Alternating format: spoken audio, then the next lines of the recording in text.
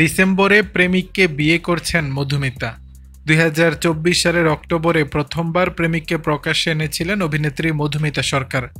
সামাজিক মাধ্যমে পেশায় ইঞ্জিনিয়ার দেবমাল্য চক্রবর্তীর সঙ্গে প্রেমের নানা মুহূর্ত ভাগ করে নিতে দেখা গেছে নায়িকাকে। পাহাড়ে ছুটি কাটানো হোক বা পোষ্যর সঙ্গে সময় কাটানো, দুজনেই একসঙ্গে সময়গুলো চুটিয়ে উপভোগ করছেন। নিজেদের প্রেমের সম্পর্ককেই এবার বিয়েতে রূপ দিতে চলেছেন এই জুটি। ভারতীয় গণমাধ্যমের দাবি, ইতিমধ্যেই বিয়ের শাড়ি গয়না ঠিক করে ফেলেছেন অভিনেত্রী, তবে এখনও বিয়ের দিন প্রকাশ্যে আনেননি মধুমিতা। টলিপাড়ার জোর গুঞ্জন আসছে ডিসেম্বরে বিয়ের পিঁড়িতে বসতে চলেছেন অভিনেত্রী।